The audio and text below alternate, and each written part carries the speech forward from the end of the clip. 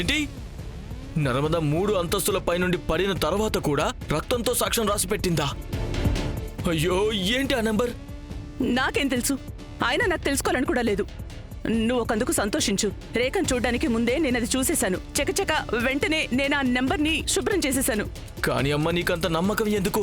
రేఖ నీకంటే ముందు సాక్ష్యాన్ని చూడలేదని అంటే తను నిన్ను ఫ్లోర్ మీద రక్తం తుడుస్తుంటే ఆపిందంటే దాని అర్థం ఇదే అయి ఉండొచ్చు కదా? లేదు, నువ్వు మరీ ఎక్కువ బుర్ర వాడుకో. చూడు, రేఖ తెలివైన నక్కే అయ్యుండొచ్చు, కానీ దానికంటే కూడా ఒక ఆదర్శవంతమైన కోడలు. నేనలా పనిచేస్తూ ఉంటే తను చూడలేకపోయింది. పాపం పెద్దావిడ ఇంత శుభ్రం చేస్తోంది అని. అందుకే తనను ఆపుంటుంది. రేఖకి ఏం తెలీదు. రేఖ ఆ నెంబర్ గురించి ఏమీ తెలుసుకునుండదు. ఇన్స్పెక్టర్ గారు, ఇదే ఆ నెంబర్. నర్మదా ఆంటీ స్పృహ తప్పడానికి ముందు తన రక్తంతో రాశారు. సో దీనికి ఏదో ఒక అర్థమైతే ఉంటుంది కదా. సరే, నేను చెప్పింది ఒప్పుకుంటాను. రేఖకి ఏమీ తెలియదు నర్మద రాసిన సాక్ష్యం గురించి. కానీ అమ్మ, విషయం ఏంటంటే వీరేంద్ర, మనం ఈ పన్నాగాలు పన్నుతూ ఉంటాం, కుట్రలు చేస్తూ ఉంటాం. వాటిలో మనకి చిన్న చిన్న గెలుపు వాస్తవాలుంటాయి కదా. మనం దాన్ని సెలబ్రేట్ చేసుకోవాలి. నువ్వు దీనికి సంతోషించు. రేఖకి దీని గురించి ఏమీ తెలీదు. నువ్వే ఆలోచించు. ఒకవేళ రేఖకి ఈ నెంబర్ గురించి ఏమైనా తెలుసుంటే తను నోరు మూసుకుని ఉండేదా? ఈ పాటికి తను నింగి నేల ఏకం చేసేసుండేది ఈ నెంబర్ గురించి తెలుసుకోవడానికి. ఆ రిపోర్టర్ రేఖ తన ఇన్వెస్టిగేషన్ మొదలు పెట్టేసుండేది. ఎంత దూరమైనా వెళ్తుంది ఈ నెంబర్ గురించి తెలుసుకోవడానికి. అర్థమైందా? అర్థమైందమ్మా. కొంచెంలో తప్పించుకున్నాం. కానీ ఒక్కటైతే క్లియర్ కదా, ఎప్పుడైనా ఎక్కడి నుంచైనా ఎలాంటి సాక్ష్యమైనా బయటపడొచ్చు. సో మనం ఏం చేసినా సరే వీలైనంత తొందరగా చేయాలి. నువ్వు చెప్పింది అక్షరాల నిజమే. ఆ రిపోర్టర్ రేఖ నా మెడలో వేయటానికి ఏదైనా కొత్త ఉచ్చు వేసేలోపు మనం రాఘవతో ఆస్తి పేపర్ల మీద సంతకాలు చేయించేసుకుంటేనే మంచిది. అప్పుడే అన్నీ నా పేరు మీదకొచ్చేస్తాయి. ఇన్స్పెక్టర్ గారు, మనం వీలున్నంత త్వరగా ఈ సాక్ష్యం గురించి తెలుసుకుని తీరాలి. ఆ మేడం, మా టీంకి చెప్పేశాను. ఆ మ్యాటర్ గురించి త్వరలోనే చూస్తారు. కానీ ఇన్స్పెక్టర్ గారు, మనం ఆలస్యం చేయకూడదు. ఈ సాక్ష్యం అతి కష్టం మీద నాకు కానీ దొరికింది. ఏంటంటే మేడం, ఈ సగం నెంబర్కి ఏదైనా అర్థం ఉండొచ్చు కదా. కానీ మీలాంటి న్యూస్ రిపోర్టర్స్ వెనకాల మేము పరుగులు తీయలేము కదా. మా దగ్గర చాలా కేసులు ఉంటాయి. ఒకవేళ మీరు మాకు ఇది కాకుండా ఇంకేదైనా సాక్ష్యం ఇస్తే అప్పుడు మేము ముందుకు వెళ్ళగలం. ఇప్పుడు మీ పని చేయడానికి మా దగ్గర ఏమీ లేవు. సరే, ఇది నా పని కాదు. మీరు మీ పని చేస్తున్నారు. అండ్ ఒకవేళ మీ వల్ల కాకపోతే మీరు ఇంకొక ఆఫీసర్ని పిలవండి. మీకంటే ముందు ఈ కేసుని హ్యాండిల్ చేశారు కదా. మరి ఒకవేళ నేను మిమ్మల్ని అనుమానం ఉందని జైల్లో పడేస్తానో? ఏంటి, నన్ను జైల్లో వేస్తారా? ఎందుకు కాదు. ఎంతైనా మీరు మిస్సెస్ నర్మదా గారి కోడలు. పైగా ఈ రోజుల్లో డొమెస్టిక్ వైలెన్స్ కేసులో ఎక్కువగా అత్తో కోడలో వీళ్లలో ఒకరు నేరస్తులుంటున్నారు. ఇంకా నాకు ఈ విషయం బయటికి తీసుకురావడానికి ఎక్కువ టైం పట్టదు. మీకు మీ అత్తగారంటే ఇష్టం లేదని మీ ఇద్దరి మధ్య రోజు గొడవలు జరిగేవి. ఆ తర్వాత మీ ఇంట్లో వాళ్ళు కోర్టు చుట్టూ తిరుగుతూనే ఉంటారు. ఇంకా మీరు జైలు 4 గోడల మధ్య నుంచి మాకు సలహాలు ఇస్తూ ఉండండి. మేము మా డ్యూటీ ఎలా చేయాలో ఏంటో. ఇప్పుడు చెప్పండి, మొదలు పెట్టమంటారా మా ఇన్వెస్టిగేషన్?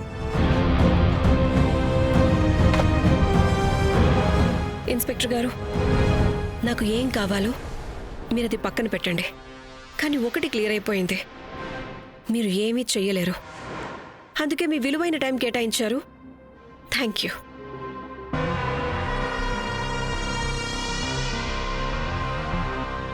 సార్, నా రెజ్యూమ్.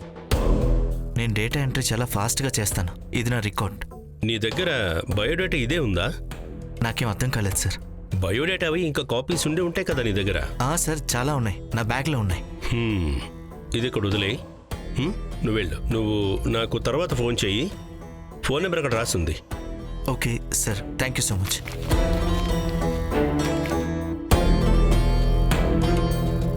సార్, ఇది నా రెజ్యూమ్. అదేంటంటే బాబు, నీకు బాగా తెలిసిన పని ఏదైతే ఉందో అందులో సగం కంటే ఎక్కువ కంప్యూటర్లో దాన్ని ఏమంటారు, ఏఐ చేసేస్తుంది. అది కూడా జీతం తీసుకోకుండా. సార్, కానీ నేను ఇంకా మంచిగా. బాబు, నేను నీకు సలహా ఇవ్వనా? నువ్వు బయటికి వెళ్ళి ఆ రోడ్డు మీద బొమ్మలు అవి వేసుకో. వాటిలో నీకు మంచి సంపాదన కూడా ఉంటుంది. నీ డిగ్రీ ఉంది చూడు, దాంతో నీకు సరైన ఉద్యోగం కూడా దొరకదు.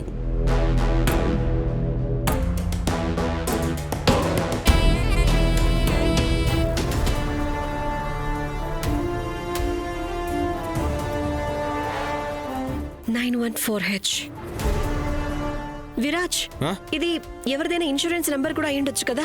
నేను ఇది ఆలోచించనే లేదు.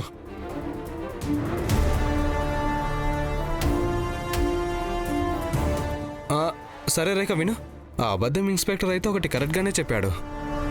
ఈ నంబర్ సహాయంతో ఏదైనా దొరకడం అంటే గడ్డివాములో సూదిని వెతికినట్టే. కానీ నా దగ్గర ఇదొక్కటే సాక్ష్యం ఉంది ముందుకు వెళ్ళటానికి. అది నిజమేలే. సరే రేఖ విను, నాకు ఒక విషయం చాలా వింతగా అనిపిస్తుంది. ఏంటి? అదే నర్మద గారి బ్రాస్లెట్లో జుట్టు దొరికింది కదా, అది ఏ ఫ్యామిలీ మెంబర్తో ఎందుకు మ్యాచ్ అవ్వలేదు? నీకు వింతగా అనిపించలేదా?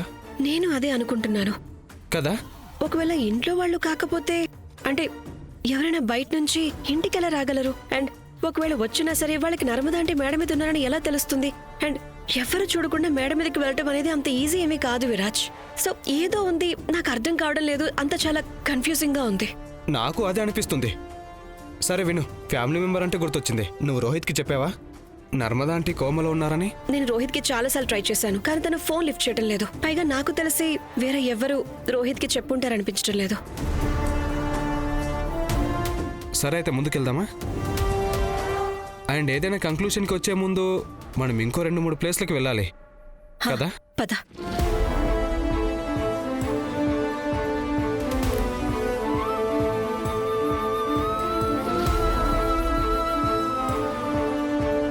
దొరికిందా? ఈ నంబర్తో ఏ పాలసీ మ్యాచ్ అవ్వట్లేదు. Thank you. సరే ఓకే, థ్యాంక్ యూ.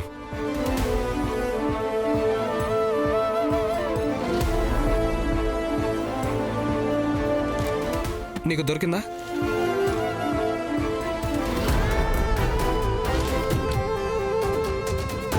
నైన్ 9456 కాదు కాదు కాదు 92856. Sorry, 914H. 914H. ఇదిగో. కాదు. హెచ్ మిస్సింగ్ అందులో. ఇందులో అయితే ఏమీ దొరకడం లేదు. ఇందులో కూడా ఏమీ లేదు.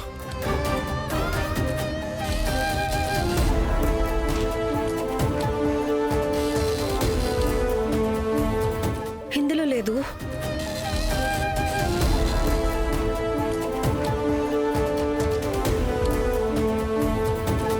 నాకు అనిపిస్తుంది ఆర్టీఓకి వెళ్ళాలని. పద. సరే పద. సరేలే పోనీ, మంచి పని అయింది. మనకు అలాంటివి చాలా రిజిస్ట్రేషన్ నెంబర్స్ దొరికాయి. రేఖ, ఒకవేళ నీకు ఇది చాలా పెద్ద విషయంలో అనిపిస్తుందంటే అయితే నీకు ఒకటి చెప్తాను. నువ్వు చాలా పాజిటివ్ వ్యక్తివే. విరాజ్, వేరే చాయిస్ కూడా ఏమీ లేదు కదా మన దగ్గర. అరే వెళ్ళవయ్యా. సార్ నేను చెప్పేది ఒక్కసారి వినండి.